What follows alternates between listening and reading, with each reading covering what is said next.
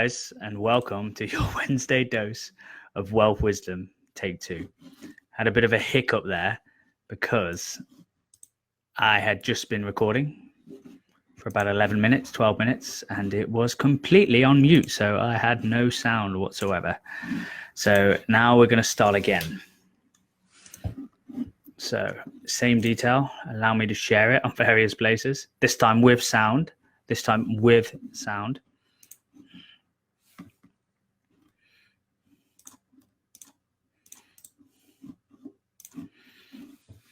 And then we'll crack on. Oh man, I was on fire then as well. But hey, such is life. Nothing is ever perfect. As I pertained to last week, the content doesn't need to be polished. You just need to get attention. You just need to get out there. And that's the important thing. No excuses. Even if it's late, still get it out there. People can listen in the future.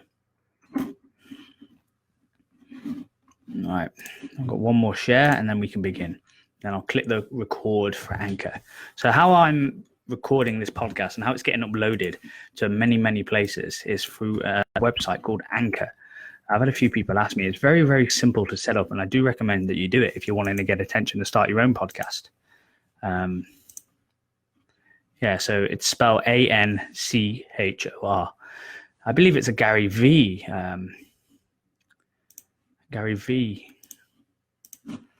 product, right? And finally, right, we're about to begin. So the official recording with sound, take 2. Half an hour late, and the talk's on time management, so that's great. Hello, and welcome to your Wednesday dose of wealth wisdom with me, Daniel Kennedy, your host, director of the KML Group and Home Hug Limited, and also the esteemed Wealth Dragon coach. I say that every time because I really want to express and show you guys that I came from nothing. I had no interest in property, and it really was the Wealth Dragon teaching and education that took me from not having anything to having what I have now. Right, today's episode is about time to use your time more effectively. And first of all, we've got to ask, what is time? Are two people experiencing the same quality of time? And the answer is no. So a good sort of definition of time that I really like is time isn't just watching the clock tick 1, 2, 3, 4. No. Time is all about experience and the intensity of that experience. What do I mean by that? That sounds like a load of codswallop. Time is, for example, the singer who I'm a good fan of, Freddie Mercury, he died at 45. And some might say that's too young. But really, is it? He probably lived 10 lives in comparison to the average person. So even though his experiences were more intense and he had more of them, he probably lived as much value as 10 average people. So, and who would you rather be? A massive candle that shines bright and burns out quickly, or a dull one that lives forever? That's your choice. So, right, on to time management now. When you start a house, when should a house start? When you start to build a house, when should it start? It should start when you finished it. When should a day start? A day should start when you finished it. You need to plan your days. You need to write down. You need to be keeping a journal anyway. But a part of that entry every day, you need to write down what you plan on doing the following day. And to become more productive and have a really, really productive day, you need to plan how you're going to spend your time on that day. And do I mean plan it by minute, by minute, by minute? No, of course not. But what I do mean, I definitely mean plan it by hour. So plan when you get up. Plan when you want to be ready to start taking action. Plan your journeys, plan where you want to be, plan what your actions are going to be when you're in those places that you want. And the same, like when should a week start? A week should start after you've finished it, after you've planned your week. I'm going to be drinking here because I've just got back from a late night repair, so I'm really thirsty and hungry, but the show must go on. So you should plan your days. So for a week, you don't necessarily need to be in as much detail. You can be fairly broad. So this weekend, Saturday, is going to be completely and totally set aside and ring fenced for a mastermind meeting that I plan to have with the Wealth Dragons. Tomorrow, it's going to be ring fenced for a delivery of some furniture and moving stuff around the house and a repair at Burgess. And I keep it vague, but on the night before, I plan the hour. So I plan what time I'm going to get up. I plan what I'm going to achieve. And I also allow time for the happenances of life. So the distractions, the things that direct me away from my goal. And also I plan to waste time as well. I like wasting time. And what do I consider a waste? I consider this a waste, let me tell you. Look what I just set up today. For those of you on the podcast, that is an Xbox. It's been away in its box for a long time because I haven't allowed myself the distraction because I've been needing to be more disciplined with my time. But it came out today because we're having a bit of a lull. So I plan to have a period of time where I can waste. And you don't necessarily need to be really, really rigid with your time, but it does help to plan. And when you see these people who have planned to have productive days, you're going to see the end product of somebody doing a lot of action. And what you want to be is somebody who actually achieves something as opposed to being a busy person that does nothing. And you all know them. Let's be honest. We all know somebody who's so busy that achieves jack shit. And you know why? Because they flap about the little things. Although time is really, really precious and we never have enough of it, we can never buy it back. We've always got to remember that. So you need to be taking action and doing things more effectively. Don't be a busybody who isn't accomplishing anything. And how to avoid that is have a plan for the day. Have a plan, what you mean, what you want to do. And me personally, if you're not involved in business or you're not really wanting to really have exponential growth, but you just want to be a bit more organized, set the bar really low. Have your plan. I want to get up at 7. I want to go for a half an hour walk. I want to come back. I want to have breakfast. And that can be your plan for the day, and then have the rest of the day off, and then just slowly build on that. Because doing something over a long period of time and building that habit of planning your day is much better than planning a full day and not achieving it, because you just feel really bad when you don't achieve these goals. And you can use it in your favor as well. You can be like, listen, I'm going to set the bar so low. I'm only going to have 4 chocolate bars today, not 5, and then feel really good about yourself. And it works. However, I'm down to no chocolate bars, which is a good thing. So go me. And moving on from starting your week after you've finished it, you need to do the same for the month. You need to plan what you're going to achieve for that month and the year. Have vague goals of what you want for that year and how you plan to achieve them. And then you break it down into monthly action steps, and you break it down into weekly action steps on how you're going to achieve the monthly goal. And then you break down the weekly action steps into day goals of how you plan to achieve that goal.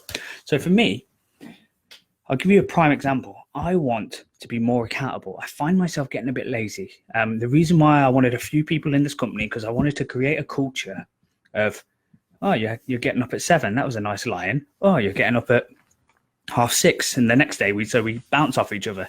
And I feel that slipping away. So for me, I'm setting up a really, really small mastermind purely just to keep accountability for goal setting for really small goals involved in property. And I'm hoping that'll work. That's one thing that I'm planning on doing. Now, I'm going to talk about time management directly attributed to property, because that's what I'm involved with. If you're getting involved in property and you need to find the deals, because when you begin, you're not very experienced. You don't really know the nuances of how to negotiate. You don't really know like the psychology of negotiating. And you're basically somebody standing 300 meters from a target, firing with a ballpoint shotgun, hoping to hit a bullseye. You do it enough times and you'll hit that bullseye. You'll get the target. And how does that transfer over into property? That means you have to do more leads, do more marketing, be more active, be more loud, be more public than the people who have already been in the industry. Because for me now, I've got my tentacles in so many pies. I only need to look at 4 or 5 deals before one will work for me.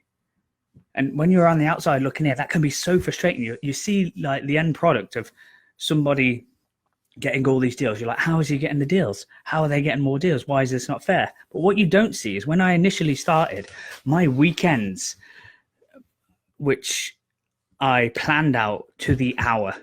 I didn't know this because I wasn't following any mentors really, really closely, but I was doing what the successful people were advising people who wanted to be successful what they needed to do. I was doing that, and that was planning my hours. So I would plan when I finished work, how long my journey would take, where I'd be eating, how long I could afford to eat. Then I'd plan where I would make my marketing materials. Then I'd plan which streets that I would go on and put my marketing materials on. And I would plan how long that would take me. Then I'd plan my sleep, when I'd get up. And my weekends were like a really, really disciplined regimen of how to get marketing. And it worked because I didn't have the skills of negotiating. I didn't know what I was doing. I leaned heavily on the people around me. Thanks, Lamar. Hi yourself, and hi Yi. Hope you're doing well. Thanks for joining us. If you've got any questions or any points, do share. Right, back to the weekends. And so it was really regimented, my weekend, because I knew that I didn't have the skills. I knew that I was going to have to speak to 100 people before I could get one deal, or 200 people, because I don't have the skill. I'm having to trade my time because of the lack of the skill. And as I got better and better, and I learned more, and I became more educated. And I always recommend that you get educated by doing first. Don't plan your whole year when you haven't even lived the first day. So I want you to plan a day, and then when you get in that habit, and your habit is good, and you can plan a day successfully, and now it's part of you, the discipline is a part of you, you no longer don't do it, plan your week. When you start doing that consistently, then plan your month. When you start doing that consistently, plan your year. And then eventually the disciplines that were so difficult in the beginning, the disciplines that got you going, are now just part of your philosophy, and you don't need to think about them anymore because they're you. It's a part of your character. They're in there. They're in here. And that's the magic. We are just a collection of experiences. We are a collection of habits. So start small with just planning your day. And for those of you involved in property and you're in a full-time job, plan your weekend of marketing. And if you don't know what to do, especially those in the Wealth Dragons, just copy what I did. Go on the webinar, go on creative marketing, and I give you the hour by hour by hour what I do and what I achieve and what I hope to achieve. And sometimes 2-3 weeks go by, I get no calls. But I'm very, very aware that it's my lack of skill and my lack of positioning that is causing me not to get these leads. So I keep at it. I know I'm going to need to hit 1,000 people before I get 10 people that call. Or I know I'm going to need to hit 2,000 people. Or as I get slightly better with my marketing, I might only need to hit 500 people with my marketing. And out of those 500 people, I get 10 calls. I lose every single deal because I'm not experienced. But I know maybe if I have 100, I might close one deal. So what does that mean for my marketing? I need to hit 5,000 people because I'm still learning how to market to get the 100 leads or the 100 deals to analyze, and then put the 10 offers in to maybe get the first deal. These are the amount of deals that you need to be looking at when you're wanting to get involved in property. And how can you do that? That just sounds so difficult in the beginning. You're going to be like, how can I look at 1,000 deals? I don't even have one. You need to plan your days. Start by planning your days. And one great tip that I would like for all of you to do is plan to do 100 a day. Get 100 people to see your marketing. So I would deliver 100 leaflets a day. I wouldn't knock on doors because that takes like 100 people knocking on doors takes all day. I would only do that at weekends. But you can get 100 people to look at your marketing. So at the end of the week, you've got 700 people. End of the month, you've got 2,800 people. And that might translate into 20 calls. Who knows? And then you can look at 20 deals. You do that for a few months. You structure it in a way where it's win-win. And then suddenly you'll have this ecosystem of people bringing deals to you. For us now, I don't really need to market anymore because we've made the contacts. The deals come to us. And that was all because of day one. I put in the time. I was very aware that I could have burnt myself out. But I always had in the back of my mind that I needed to hit the 5,000 to get the 100 calls, to get the one deal. And then once you're in and once you build up this track record, it's a lot easier to get more and more deals from this network that you're building. But you need to put in the time, as I said. So you're in a full-time job. You want to better your life. How can you do it? You've physically got no more time. You're going to tell me that, but you will have. I want you to set the bar really low. I'm going to go back to the day. When should you start the day? After it's finished, after you've written down what you want to do for that day. And that's all you need to do, and just build it up slowly, and surely you will eventually be able to achieve that goal. Because all really, if you think about our lives, and I'll go back to the start where I talked about time is not the same for everyone. Time for you will not be the same as time for me. Like, we're not all looking at the same clock, watching the seconds tick away. We're not. We have different experiences, and they will be at different intensities. So you need to put yourself in scenarios where you're having these experiences and you're building these habits, because we're just like a big ship. Our life is like a big ship, and you knock it left or right. And it's a tiny, tiny movement, but over the long period of time, the distance changes, and one destination is success and the other is failure. And really, we're choosing this. We're choosing whether we're going to be successful or a failure. And maybe failure is not the right word, because some people don't want to be involved in business. Some people are happy to waste up, like, let the time just slip away. Like, you need to find out what you want. But if you really want to be successful, you need to plan your days. You need to start tapping the ship on the side. You're in the ocean. It's a stormy ocean. Life's going to happen. It's going to sway you back and forth. So you might not necessarily be at the same path that you want. But if you just every day you're snapping the side of the ship, nudging it closer to your direction. And when I say that, that's like building the habits of being on time, building the habits of planning your time, building the habits of writing a journal, building the habits of surrounding yourself with people who are positive influences. Like, because successful people don't let a day end without gaining some idea or some invaluable emotional content that may affect their future in a positive way every day. But how do you know if this is successful? How do you know if it's working? You need to keep a journal. You need to be writing down the action steps of what's worked and what doesn't work. And every successful person that I know does this. People who are successful in the gym, they keep food diaries. People who are successful in business, they keep personal diaries and business diaries. It's just the way of the word, because our brain is very, very, it's quite a useless, malleable tool unless we're using it correctly. So you need to develop as many skills as you can. Like, some people want to speak one language, some people want to speak 10 languages, and like, everything's possible. You just choose whether you want to do it or not. But it all goes down, it all gets peeled back to the same thing, and that's planning your day. So if you've got any issues in terms of, so let's take, for example, you're involved in property, you want to find a deal. We've talked about what you need to do each weekend. We've talked about how you need to plan. It will happen eventually.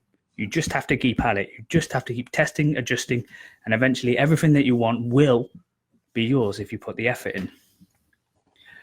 And I'm living proof of that. I'm literally living proof of that. I spent many days just making sure my ship was in the general direction of where I wanted to be, doing things that would get me there, doing things that would keep me on track, and planning my time is one of them. Right. It's quite a really, really broad subject, because some people are going to tell you, you need to do this, or you should do this, or I'm doing this, so you should do this. But really, you've got to start with what you want first and build yourself backwards. And I would start with the bar really low. Make your goal really low. Just plan your day. When that's a part of you, you plan your week. When that's a part of you, you plan your month. When that's a part of you, you plan your year. And don't worry if you don't make it at the first time, because most people, we fail at our goals when we're alone. It's just human nature. We need people to constantly test and adjust us. So set yourself up for an experience that's really, really intense, where you don't have room to move. You don't have room to fail, because you've got people telling you, you need to do this, you need to do that. Excuse me.